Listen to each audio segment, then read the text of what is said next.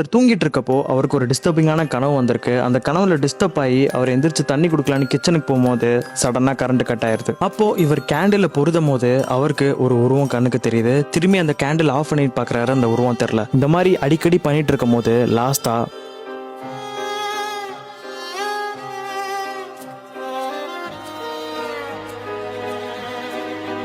இங்கேருந்து தான் இந்த ஷார்ட் ஃபிலிம் ஸ்டார்ட் ஆகுது. அவருக்கு ஏன் இப்படி நடந்துச்சு, இதுக்கு முன்னாடி அவரோட வாழ்க்கையில் இவர் என்னெல்லாம் பண்ணியிருக்காருங்கிறதா அந்த கதையோட ஹோல் ஸ்டோரியே. இந்த ஷார்ட் ஃபிலிமில் வர லொக்கேஷன் அண்ட் சினிமோட்டோகிராஃபி எனக்கு ரொம்பவே பிடிச்சிருந்தது. அண்ட் இதோட சாங் பிளேஸ்மெண்ட் அண்ட் பிஜிஎம்மும் நல்லாவே ஒர்க் அவுட் ஆயிருந்தது. ஆனாலும் எனக்கு இந்த ஷார்ட் ஃபிலிமில் ரொம்ப பிடிச்ச ஒரு விஷயம் என்னன்னா இதோட கோர் கான்செப்ட். அப்படி என்னடா கோர் கான்செப்ட்னு என்ன கேட்டிங்கன்னா, உங்களால் என்ன கண்ட்ரோல் பண்ண முடியுமோ அதை மட்டும் தெளிவாக பண்ணால் போதுங்கிற கான்செப்ட். அதாவது MS தோனி சொல்லியிருப்பார்ல, ஒரி அபவுட் தி கண்ட்ரோலபிள்ஸ். அதை தான் இவங்க ஒரு மெயின் கான்செப்டாவே எடுத்திருக்காங்க. உங்க கையில என்ன இருக்கு அதை வச்சு உங்களால என்ன கண்ட்ரோல் பண்ண முடியுமோ அதுல மட்டும் கான்சென்ட்ரேட் பண்ணுங்க. மீதி நம்ம கையில கண்ட்ரோல் இல்லாத விஷயத்தை பத்தி நம்ம ஒரி பண்ணிக்கவே கூடாது. இந்த ஷார்ட் ஃபிலிமோட பேரு ஷார்ட் ஃபிலிம் யூடியூப்லேயே அவைலபிளா இருக்கு. லிங்க் வேணும்னு நினைச்சீங்கன்னா என்னோட ப்ரொஃபைல்ல ஸ்டோரி ஹைலைட்ஸ்ல ஆத்மன் ஸ்டோரி ஹைலைட்ல இது அவைலபிளா இருக்கும். மிஸ் பண்ணாம பாருங்க.